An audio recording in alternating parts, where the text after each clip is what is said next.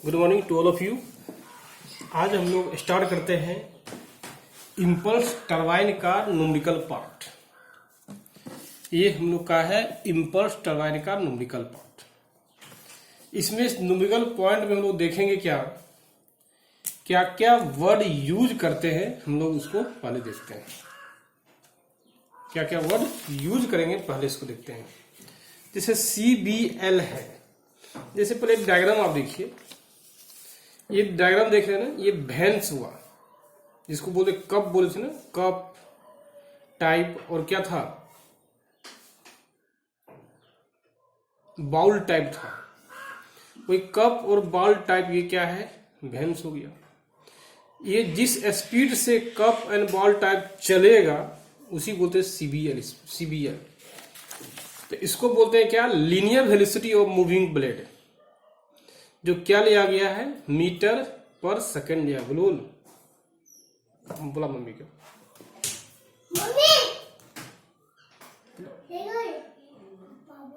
बुलबुल चाय बनाइएगा, बनवाने। तो CBL क्या है, linear velocity of moving blade है, और C1 है absolute velocity of steam entering moving blade. Means steam जिस वेलोसिटी से, यही है ना, आप पर भी नोजल के थ्रू स्टीम को हम लोग टरबाइन में सेंड करते हैं, तो टरबाइन के किस भाग में जाके अटैक करता है, वैन्स भाग में। इसको बोलते हैं वैन, या इसी बोलते हैं ब्लेड टाइप, ब्लेड बोलते हैं। तो जिस वेलोसिटी से स्टीम जो है अटैक करता है ऑन द ब्लेड पे, उसी बोलते हैं absolute velocity of steam entering moving blade. और वर्क करने के बाद जब स्टीम वर्क कर लिया तो स्टीम को एग्जिस्ट होना पड़ता है, बाहर निकलना पड़ता है, और जिस वेलोसिटी वो बाहर निकलेगा, कहां से, टरबाइन से,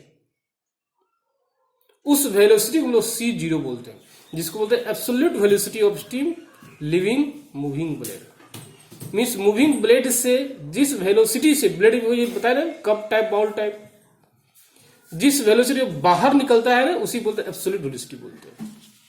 अब देखिए क्या है CW1। मीन्स C1 का दो कंपोनेंट होता है, C1 का दो कंपोनेंट होता है, जो देखिए आगे बताया C1 का है, ये जानते हैं क्या है, जिस velocity absolute velocity of the steam है at entering at the turbine, turbine के अंदर जिस वेलोसिटी से जाता है उसी बोलते हैं, तो क्या C1 बोलते हैं। इसका दो कंपोनेंट होता है, एक होता है टेंजेंशियली कंपोनेंट और एक होता है एक्सियल कंपोनेंट। ये क्या है, टेंजेंशियली कंपोनेंट एक होता है एक्सियल, और टेंजेंशियली कंपोनेंट को ही हम लोग CW1 बोला गया। और जो एक्सियल कंपोनेंट मीन्स एक्सिस के अलोंग जो चलता है उसका CF1। मीन्स आप कह सकते हैं C1 वेलोसिटी को दो भाग में बांटा गया है, मीन्स उसका दो कंपोनेंट है, तोड़ा गया है, एक है टेंजेंशियली, एक है एक्सियली। और टेंजेंशियली ही क्या करता है, वर्क को परफॉर्म करता है। टेंजेंशियली मीन्स की जो टेंजेंट के अलोंग अटैक करता है। ये क्या टेंजेंट के अलोंग अटैक कर रहा है, और ये क्या है देखिए टेंजेंट के अलोंग ये अटैक कर रहा है, और ये क्या है एक्सिस पर परपेंडिकुलर हो रहा। देखिए वही बात है, एक्सियल जो है ये वर्क को परफॉर्म नहीं करता है, तो ये करता क्या, डज नॉट परफॉर्म वर्क, ये परफॉर्म नहीं करता। करता क्या है, cause the steam to flow through the turbine. ये टरबाइन को में जो ब्लेड है उसको मूव कराने में हेल्प करता है, वही cause the steam to flow through the turbine, और ये वर्क को प्रोड्यूस नहीं करता है। वही यहाँ पे लिखा हुआ है, देखिए क्या, CW1 means velocity of wheel eight the entrance of moving blade बोलते हैं, इसी बोलते हैं टेंजेंशियल कंपोनेंट C1। अब ये CW0 क्या है, ये भी है velocity while at exist of the moving blade.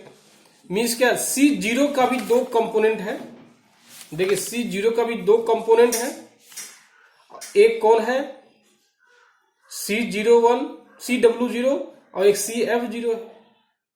दो कंपोनेंट है इसका, एक हो गया ये और दूसरा हो गया आपका ये, दो कंपोनेंट इसका भी है। और इसमें भी होता है एक टेंजेंशियली और एक होता है एक्सियली। टेंजेंशियली बोलते हैं CW0 और एक्सियली बोलते हैं CF0। मीन्स एक्सियल मतलब होता है क्या, जो ब्लेड का जो एक्सिस है उसके ऊपर परपेंडिकुलर। देखिए ब्लेड का आपका एक्सिस ये हो गया, इसके ऊपर क्या है, परपेंडिकुलर है, 90 डिग्री बनाएगा। ये भी देखिए क्या है, परपेंडिकुलर है, 90 डिग्री बनाएगा। मीन्स एक्सली वो होगा जो ब्लेड का जो एक्सिस है उसके ऊपर परपेंडिकुलर होगा, वो एक्सेल कंपोनेंट बोलते हैं। जो टेंजेंट के अलोंग, मीन्स टेंजेंट में क्या स्पर्श रेखा होता है, देखिए ये स्पर्श करता हुआ निकलता है ना, इसको बोलते हैं लोग टेंजेंशियली बोलते हैं। वही बात यहाँ पे भी है कि इसको बोलते हैं CF0 एक्सेल कंपोनेंट बोलते हैं, और CW0 क्या बोलते हैं, टेंजेंशियली कंपोनेंट हम लोग बोलते हैं। नेक्स्ट देखिए क्या CR1। CR1 क्या है, relative velocity of steam to moving blade at the entrance है। मीन्स एंट्रेंस के समय में जो रिलेटिव वेलोसिटी होता है, देखिए क्या CR1, ये है CR1। मीन्स C1 और CF ये देखिए क्या है, एक्सियल कंपोनेंट है। ये C1 का एक कंपोनेंट ये हो गया और एक कंपोनेंट ये हो गया, देख रहे हैं। C1 का एक कंपोनेंट परपेंडिकुलर है एक्सिस, ये टेंजेंशियली है। तो ये दोनों का रिलेटिव वेलोसिटी क्या हुआ, CR1 हो गया नहीं हो गया। यदि इसको हम लोग देखेंगे, देखिए रिलेटिव वेलोसिटी कैसे निकालेंगे। जैसे मान लीजिए ये क्या है, रोटर है, ये क्या है, ब्लेड है। देखिए ये इसके ऊपर अटैक करेगा, ये स्टीम वेलोसिटी है इनलेट, और ये वेंस के आगे के, तो इसका रिलेटिव वेलोसिटी क्या हुआ, C1 माइनस CW1, ये रिलेटिव वेलोसिटी है। तो आप कह सकते हैं ये CR1 क्या है, रिलेटिव वेलोसिटी है। CR1 क्या है, रिलेटिव वेलोसिटी किसका है, CW1 का और C1 का। और दूसरा वही यहां लिखा हुआ देखिए क्या, CR1 क्या है, relative velocity of steam to moving blade at entrance, और CR0 क्या है, relative velocity of steam to moving blade at exist. ये भी क्या है, जो बाहर निकलता है उसका क्या रिलेटिव वेलोसिटी है। और अल्फा क्या है, इसको बोलते हैं नोजल एंगल बोलते हैं। मीन्स क्या, जिस एंगल से स्टीम जो है टरबाइन में इंटर करता है, जिस एंगल से स्टीम जो है टरबाइन में एंगल करता है, उसी बोलते हैं लोग नोजल एंगल बोलते हैं। बीटा क्या है, discharging steam max with tangent of the wheel at the exist. जिस समय वो वर्क परफॉर्म करने के बाद स्टीम बाहर की ओर निकलता है, उसमें जो एंगल बनता है टेंजेंशियली, उसी को लोग बीटा बोलते हैं। जैसे देखिए यहाँ पर दिया हुआ है, यही है ना, टेंजेंशियली कंपोनेंट ये है, एब्सोल्यूट कंपोनेंट ये है, और ये दोनों के बीच का एंगल क्या है, देखिए ये आपका बीटा हो गया, इसी बोलते हैं बीटा। अब देखिए थीटा देखिए क्या है, entrance angle of moving blade है, entrance angle of moving blade. और फाई क्या है, exist angle of moving blade, exist angle of moving blade. और इसमें देखिए क्या है, CR0 क्या है, रिलेटिव वेलोसिटी हो गया किसका, C0 और CW0 का। और इसमें देखिए क्या है, CR1 ये रिलेटिव हो गया किसका, C1 और CW1 का। अब देखते हैं हम लोग क्या है, स्टीम जेट। मीन्स ये डायग्राम आपका हो गया क्या, उस इंडिकेटेड वर्ड का। तो इसमें लोग क्या क्या देखे, ये देखिए टेंजेंशियली कंपोनेंट है, ये क्या है, ये क्या है, एक्सियली कंपोनेंट है, और ये क्या है, टेंजेंशियली कंपोनेंट है। एक्सियल कंपोनेंट क्या होता है, ब्लेड के एक्सिस पे परपेंडिकुलर होता है, लेकिन टेंजेंशियली कंपोनेंट क्या होता है, ब्लेड के लॉन्ग वो टेंजेंट होता है। ठीक उसी प्रकार इसमें भी दो होता है, एक होता है देखिए CF0, ये भी एक्सियल कंपोनेंट है, एक्सियल कंपोनेंट है। और ये क्या है, टेंजेंशियली कंपोनेंट है, टेंजेंशियली कंपोनेंट है, ये एक्सियली कंपोनेंट है। देखिए क्या, ये भी एक्सियल जो कंपोनेंट है वो क्या परपेंडिकुलर है, ये क्या है, टेंजेंट के लॉन्ग है। और CR रिलेटिव वेलोसिटी है, ये एब्सोल्यूट वेलोसिटी हो गया। और CBL ये क्या है, स्पीड ऑफ ब्लेड हो गया, means speed of blade, speed of vanes हो गया। अब देखते हैं लोग क्या है, steam jet issuing from the nozzle at the velocity of a C1 impinges on the blade at the angle of alpha। Mean जिस एंगल से आप कह सकते हैं, बैठेगा यहां, बैठा, जिस एंगल से स्टीम जो है इंटर करता है कहां पे, ब्लेड के ऊपर, उसी बोलते हैं हम लोग अल्फा एंगल। अब देखिए वही बताया जो पीछे बता चुके हैं, C1 का दो कंपोनेंट होता है, टेंजेंशियल कंपोनेंट और एक्सियल कंपोनेंट। और टेंजेंशियल कंपोनेंट क्या करता है, वर्क को परफॉर्म करता है, लेकिन एक्सियल कंपोनेंट वर्क को परफॉर्म नहीं करता है, क्योंकि cause the steam to flow, ये क्या स्टीम को फ्लो करने में हेल्प करता है, कौन, ये। और इसको रिलेटिव वेलोसिटी कैसे निकाल देते हैं, इसको मानते हैं रोटर, और रोटर में क्या लगा हुआ है, देखिए यदि इसको मानेंगे हम लोग रोटर लगा रहेगा, और यदि इसको मानते हैं हम लोग क्या, ब्लेड मानते हैं, तो देखिए इसका रिलेटिव वेलोसिटी क्या हो जाएगा, ये देखिए इस दिशा में जा रहा है और ये भी इसी दिशा में जा रहा है। तो कहने का मीन्स क्या, दोनों का डायरेक्शन जो है सेम है। जब दोनों का डायरेक्शन सेम होगा तो रिलेटिव वेलोसिटी क्या होता है, हम जानते हैं दोनों वेलोसिटी आपस में क्या होता है, घट जाता है। इसलिए CR1 इक्वल टू C1 ये हो गया, रिलेटिव वेलोसिटी हो गया। अब देखते हैं दूसरा पॉइंट, देखते हैं इसका हम लोग, work done on the blade. तो वर्क डन कैसे निकालेंगे हम लोग ब्लेड का, वो देखते हैं। देखिए सिंपली आप फिजिक्स में पढ़े भी हैं, वर्क डन कैसे निकलता है, क्या पिएगा, ठंडा बोल दो। तो वर्क डन कैसे निकलेगा, तो हम जानते भी हैं फिजिक्स में क्या पढ़ते हैं, फोर्स इनटू डिस्प्लेसमेंट, ऐसा पढ़ते हैं ना, force into displacement is work. वही यहां पे भी होगा ना, फोर्स इनटू डिस्टेंस ट्रेवल्ड पर सेकेंड। तो क्या होगा, फोर्स इनटू डिस्टेंस ट्रेवल्ड पर सेकेंड। तो पहले फोर्स निकालेंगे, फोर्स कितना होता है, तो कौन सा फोर्स निकालेंगे, फोर्स दो है, एक होता है टेंजेंशियल कंपोनेंट, एक होता है एक्सियल कंपोनेंट। किस कंपोनेंट के द्वारा वर्क प्रोड्यूस होगा, तो ये वर्क प्रोड्यूस होगा टेंजेंशियली कंपोनेंट के द्वारा, हम बता भी चुके हैं। इसलिए वर्क फोर्स लेंगे किसका, टेंजेंशियल कंपोनेंट लेंगे ऑन द व्हील के ऊपर। तो क्या होगा, फोर्स बराबर क्या होता है, मास इनटू एक्सीलरेशन। तो मास इनटू एक्सीलरेशन, मास किसका लेंगे, स्टीम का मास लेंगे, वही लिखा मास ऑफ स्टीम इनटू एक्सीलरेशन लिया है।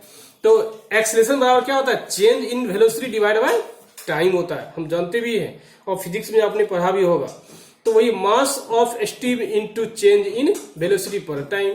तो मास ऑफ स्टीम, इस टाइम को यहां नीचे ले आए, इनटू चेंज इन वेलोसिटी हो गया। तो मास of steam divide by time क्या पढ़ चुके हैं, स्टीम रेट पढ़ चुके हैं, dm/dt, इसी बोलते हैं dm/dt बोलते हैं। इसको वो इंडिकेट करते हैं हम लोग थर्मोडायनेमिक्स में, क्या याद कीजिए, m डॉट करते थे। और चेंज इन वेलोसिटी, तो चेंज इन वेलोसिटी कौन सा, टेंजेंशियल कंपोनेंट का लेंगे। तो चेंज इन कितना दिए, टेंजेंशियल, इनलेट का CW1 है, आउटलेट का CW0 है, नहीं है, इनलेट का क्या है CW1 है, आउटलेट क्या है CW0 है। जब CW1 में हम लोग आउटलेट घटा देंगे, माइनस कर देंगे, तो क्या हो गया, CW1 माइनस CW0 हो गया। तो CW1 और CW0 बोथ हैव क्या है, अपोजिट डायरेक्शन होता है। देखिए ना, क्लियर मेंशन है, ये आ रहा है इस डायरेक्शन में और ये जा रहा है इस डायरेक्शन में। मीन्स एक देखिए जा रहा है लेफ्ट की ओर, एक दूसरा जा रहा है राइट की ओर। एक आ रहा है देखिएगा नीचे आ रहा है, एक क्या आ रहा है ऊपर जा रहा है, देखिए। मीन्स एक है इस साइड और एक है इस, जस्ट अपोजिट एक डायरेक्शन एक दूसरे का है। एक इंटरिंग है और दूसरा एग्जिस्टिंग है। मीन्स एक ब्लेड के अंदर आ रहा है, एक ब्लेड के बाहर जा रहा है। तो यह जब दोनों का क्या है, हम लोग का अपोजिट डायरेक्शन है, तो क्या है, माइनस हो जाएगा, सॉरी माइनस हो गया। पर जब अपोजिट डायरेक्शन होगा तो ये क्या हो जाएगा, प्लस में, ये माइनस हो जाएगा, CW0 माइनस हो जाएगा, क्योंकि इसको प्लस लिए तो इसको माइनस हो जाएगा। जब ये माइनस होगा तो माइनस और माइनस क्या हो जाएगा, प्लस। तो यहां लिख दिए हैं, वर्क डन ऑन ब्लेड पर सेकंड क्या होगा, m dot CW1 plus CW0 into distance travelled पर सेकंड। डिस्टेंस कौन ट्रेवल हो रहा है, यही ट्रेवल हो रहा है डिस्टेंस, CBL, ये डिस्टेंस ट्रेवल हो रहा है CBL। तो ये क्या हो गया, CBL हो गया। तो पावर इन किलोवाट, ये देखिएगा पावर इन किलोवाट क्या होगा, तो हम जानते भी हैं वाट में क्या होता है। यदि वाट को हम लोग किलोवाट में बदलना चाहेंगे तो 1000 से क्या करते हैं, डिवाइड करते हैं। तो हम लोग क्या किए, m dot CW1 plus C20 into CBL into 1000 कर देंगे, तो ये क्या किलो वाट बन जाएगा। यदि ये कंडीशन लगा हुआ है, ये क्या है, कंडीशन लगा हुआ है, यदि CW1 प्लस CW0 होता है CW के बराबर, तो जाके पावर इन किलोवाट हो जाएगा m dot CW plus CBL into 100। और CW क्या है, CW बराबर CW1 प्लस CW0 है। ये हो गया क्या, वर्क प्रॉब्लम। अब देखिए निकालेंगे ब्लेड और डायग्राम इफिशियंसी। तो ब्लेड और डायग्राम इफिशियंसी कैसे निकालेंगे, सिंपल सी बात है। तो देखिए कैसे निकालते हैं ब्लेड और डायग्राम इफिशियंसी। देखिए ब्लेड, देखिए एक ब्लेड हो, ब्लेड क्या है, दो कंडीशन ब्लेड आता है। एक होता है जब ब्लेड पे अटैक करते हैं, किसका, स्टीम का। एक होता है जब ब्लेड से स्टीम बाहर निकल जाता है। तो क्या निकालेंगे, blade and diagram efficiency. Efficiency बराबर कितना होता है, जितना वर्क प्रोड्यूस किया ब्लेड डिवाइड बाय जितना एनर्जी सप्लाई किया ब्लेड पे, जितना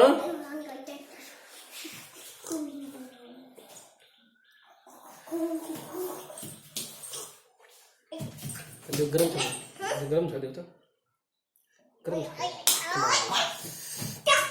जो ब्लेड और डायग्राम इफिशियंसी निकालेंगे तो लोग सिंपली जानते हैं। देखिए क्या ब्लेड इफिशियंसी बराबर क्या जानते हैं, जितना वर्क डन हुआ ब्लेड के द्वारा, work done by the blade, और जितना एनर्जी दिए ब्लेड के ऊपर, यदि दोनों को माइनस कर देंगे तो क्या निकल जाएगा, इफिशियंसी निकल जाएगा। डिवाइड कर देंगे इफिशियंसी निकल जाएगा। तो work done the blade, energy supply to the blade. अब सवाल ये है कितना एनर्जी आपने सप्लाई किया ब्लेड के ऊपर। देखिए क्या है, तो हम जानते भी हैं क्या, इफिशियंसी जो निकला था, जस्ट वर्क डन निकला था, क्या निकला था, m dot CW1 plus CW0 into CBL निकला था। अब एनर्जी कितना सप्लाई की ब्लेड पे, जो स्टीम जो है, स्टीम ब्लेड के ऊपर अटैक किया था, मींस जिस वेलोसिटी से स्टीम ब्लेड के ऊपर अटैक करता है वो एनर्जी क्या कहलाएगा, ब्लेड को दिया हुआ एनर्जी कहलाएगा। तो ब्लेड का दिया हुआ एनर्जी कितना हो जाएगा, मींस काइनेटिक एनर्जी है, और काइनेटिक एनर्जी बराबर क्या होता है, 1/2 mv² होता है। वही बात है, 1/2 m डॉट पर सेकेंड ले रहे हैं हम लोग, क्योंकि पर सेकेंड ऊपर लिए हैं तो ये भी क्या पर सेकेंड लेंगे, m डॉट ले लेंगे। और C1 क्या था, याद कीजिए, C1 था एब्सोल्यूट वेलोसिटी। देखिए क्या था, C1 absolute velocity of steam entering moving turbine. Moving turbine जिस वेलोसिटी से स्टीम जाती है और स्टीम टकराती कहां पे, ब्लेड को टकराती है, वही एनर्जी क्या होगा, दिया हुआ एनर्जी ऑन द ब्लेड होगा। अब ब्लेड के द्वारा कितना वर्क प्रोड्यूस किया गया है जो निकाल चुके थे, जस्ट हम लोग क्या, देखिए जस्ट निकाले थे, कितना निकाले थे, देखिए दिया हुआ था क्या, m dot CW1 plus CW0। ये तो है किलो वाट में चेंज करने का, लेकिन ये क्या है, वाट है, ये वाट है। तो इसको कन्वर्ट किया किलो वाट, इसलिए ये आया। लेकिन हम लोग का एक्चुअली क्या है, ये है, इसलिए ये पावर ले लेंगे, वर्क डन ले लेंगे, डिवाइड बाय ये एनर्जी दे देंगे इनलेट, तो दोनों को डिवाइड करेंगे हम लोग, आसानी से ब्लेड इफिशियंसी निकल जाएगा क्या, 2 into CW1 plus CW0 divide by C1² into CBL। ये क्या हो गया, ब्लेड इफिशियंसी हो गया। यही एनर्जी आपने नोजल की सहायता से, ये एनर्जी, ये 1/2 m डॉट C1², यही एनर्जी आपने नोजल की सहायता से स्टीम अपना काइनेटिक एनर्जी के साथ ब्लेड में जाके टकराता है, और वही एनर्जी को ब्लेड क्या करता है, गेन करता है। बस वही एनर्जी 1/2 m डॉट C1²। यही इफिशियंसी ब्लेड है। अब देखिए क्या लेंगे, यदि ये कंडीशन कब लागू होगा, इफ H1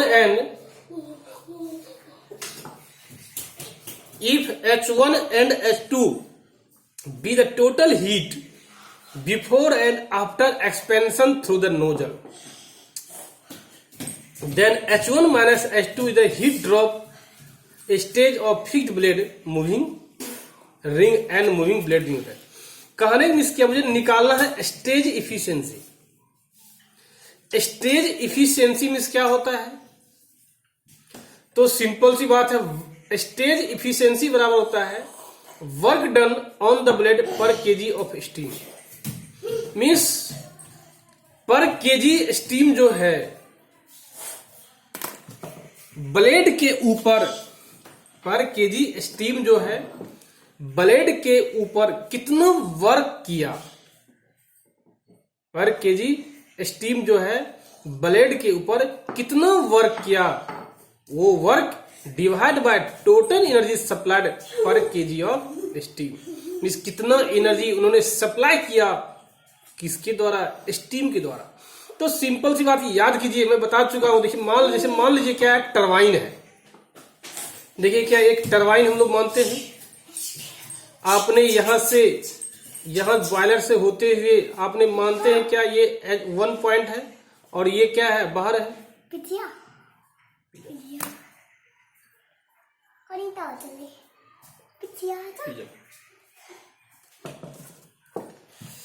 तो देखिए ये क्या, इसमें टरबाइन लगा हुआ है। तो देखिए सिंपल, ये जो यहां जो इंथैल्पी है इसको बोलेंगे H1 और यहां जो इंथैल्पी है उसको बोलेंगे हम लोग H2। तो जितना इन हीट प्रोवाइड किए हम लोग स्टीम के द्वारा, वो सब हीट जो है वर्क डन में कन्वर्ट तो नहीं होता है। हम जानते भी हैं टरबाइन का एफिशिएंसी 20 से 25% होता है। तो इसका मतलब क्या हुआ, कुछ हीट जो है वेस्ट होता है एज ए इंथैल्पी के रूप में। मींस जैसे देखिए क्या है, H1 है, इसका अपना इंथैल्पी है, जब स्टीम बाहर निकलता है उसका अपना इंथैल्पी होता है।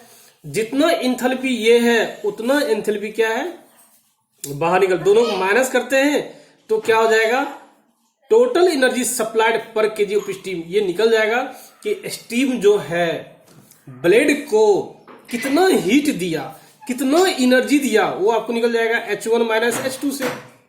तो जितना वेस्ट हुआ, जितना दिए, यदि दिया हुआ एनर्जी में वेस्ट एनर्जी को घटा देते हैं तो ये निकल जाएगा कितना वर्क परफॉर्म किया। अब ये जो वर्क परफॉर्म करेगा इसमें कौन करेगा, ब्लेड। तो ब्लेड के द्वारा जो वर्क परफॉर्म करता है वो हम निकाल चुके हैं क्या, CBL into CW1 plus CW0 निकाल चुके हैं। और कितना हीट सप्लाई किए, H1 माइनस H2। ये क्या है, स्टेज है, इस कंडीशन है। तो H1 माइनस H2 जब दोनों को डिवाइड करेंगे तो स्टेज इफिशियंसी निकाल देंगे। यदि इसी को जब परसेंटेज निकालेंगे इंटू 100 कर देंगे हम लोग, ये हो गया स्टेज इफिशियंसी हो गया। अब देखिए हम लोग देखते हैं क्या इसमें नोजल इफिशियंसी कैसे निकालते हैं। नोजल इफिशियंसी कैसे निकालते हैं, नोजल इफिशियंसी मीन्स क्या, कि जिस वेलोसिटी से आपने स्टीम को दिया और कितना वर्क परफॉर्म किया, दोनों को डिवाइड कर देंगे तो आसानी से निकल जाएगा nozzle efficiency. Means C1 square by 2 into H1 minus H2। ये आप एनर्जी से दिया और ये एनर्जी क्या परफॉर्म किया, मीन्स डिवाइड कर देंगे फिर निकल जाएगा। और स्टेज इफिशियंसी बराबर होता है क्या, blade efficiency into nozzle efficiency. क्या होता है, स्टेज इफिशियंसी में होता है blade efficiency into nozzle efficiency. तो ब्लेड इफिशियंसी निकाल चुके हम लोग, क्या निकाले हैं, 2 into CBL into CW1 plus CW0 divide by C1 square निकाल चुके हैं।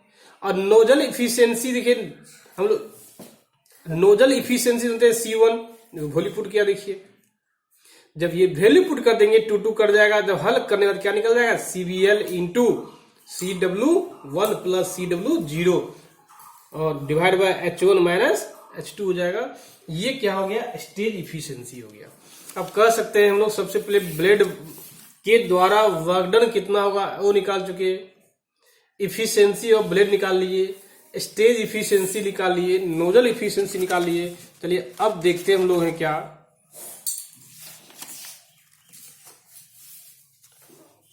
axial thrust on the wheel. Axial thrust on the wheel is due to difference between the velocity of flow at the entrance and outlet. Means हम बता चुके हैं tangentially के द्वारा work क्या होता है, परफॉर्म करता है टेंजेंशियली द्वारा, लेकिन एक्सियल के द्वारा क्या होता है, स्टीम जो है मूव करता है। तो वही यहां देखिए लिया गया है, द एक्सियल थ्रस्ट मीन्स क्या, याद कीजिए एक्सियल मीन्स क्या, जो कि परपेंडिकुलर होता था किसके ऊपर, ब्लेड के एक्सिस के ऊपर। देखिए एग्जांपल देखिए क्या है, डायग्राम था देखिए क्या है, देखिए यदि आप देखिएगा यही क्या था, एक्सियल था ना।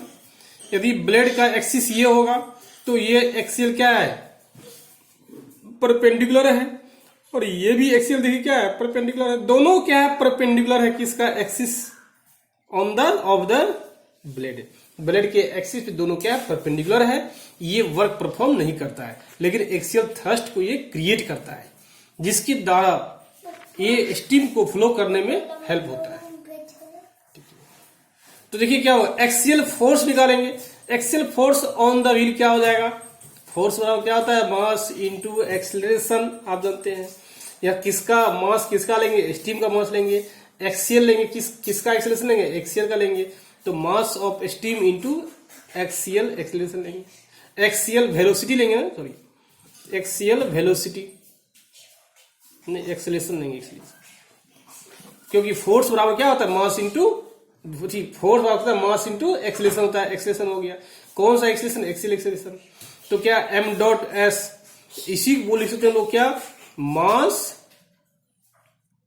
Of steam into change in velocity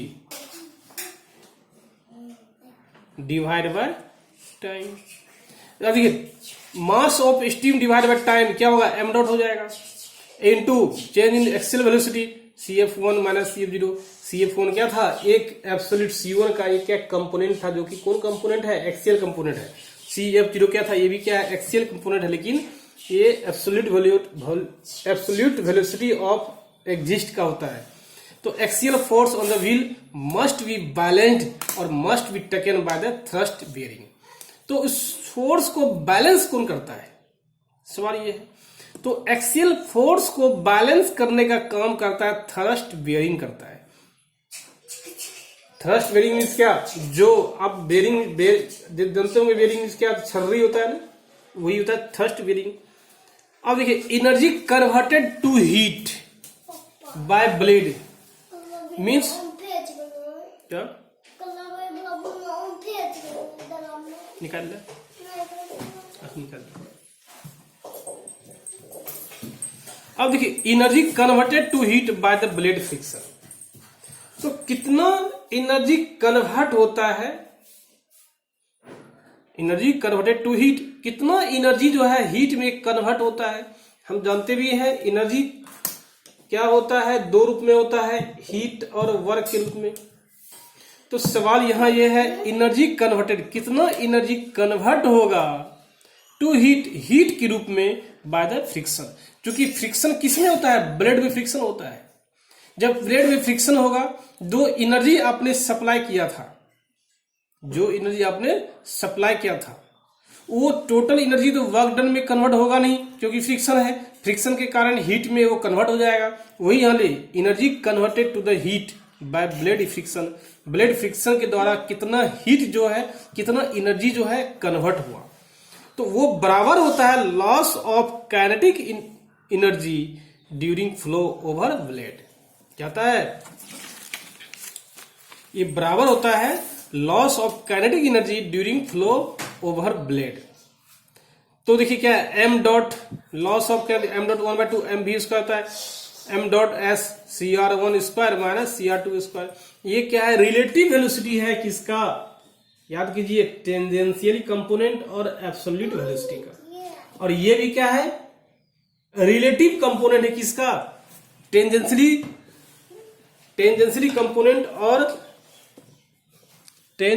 component और किसका, एब्सोल्यूट वेलोसिटी आउटलेट का। ये माइनस कर दीजिएगा, ये एनर्जी कन्वर्ट हो गया। यदि आपको बोला जाता है कितना एनर्जी लॉस हुआ ड्यू टू फ्रिक्शन के कारण, तो हम लोग कैसे रिलेटिव वेलोसिटी के द्वारा आसानी से निकाल सकते हैं। अब देखते हैं ब्लेड वेलोसिटी कोफिशिएंट, देखिए क्या होता है। Blade velocity coefficient due to friction के कारण some relative velocity is absorbed by the moving blade. हम जानते भी हैं और पढ़ भी चुके हैं, मूविंग ब्लेड क्या करता है, कुछ वेलोसिटी को एब्जॉर्ब करता था, याद कीजिए, क्योंकि कुछ वेलोसिटी को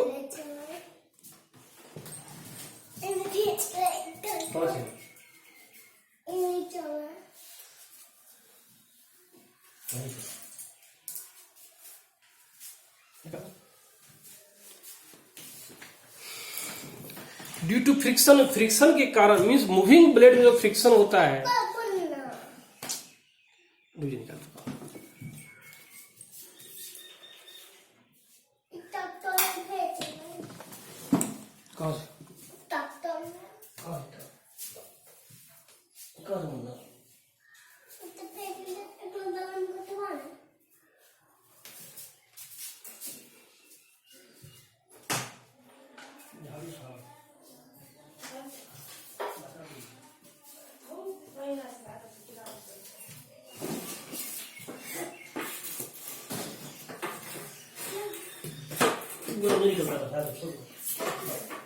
देखो की कर लगा था, हाँ उठा डिस्टर्ब।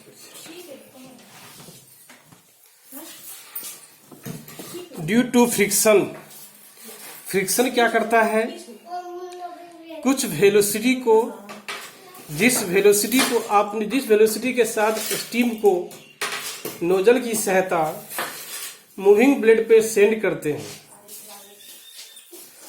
उस एनर्जी को कुछ एब्जॉर्ब करता है कौन, मूविंग ब्लेड। उसको कितना वेलोसिटी एब्जॉर्ब कर सकता है, प्रोबेबिलिटी, एक संभावना है, पॉसिबिलिटी है 10 से % क्या होता है, वो एब्जॉर्ब करता है। लेकिन फॉर आइडियल केस में क्या होता है कि 0% वेलोसिटी वो क्या करता है, एब्जॉर्ब करता है 0%।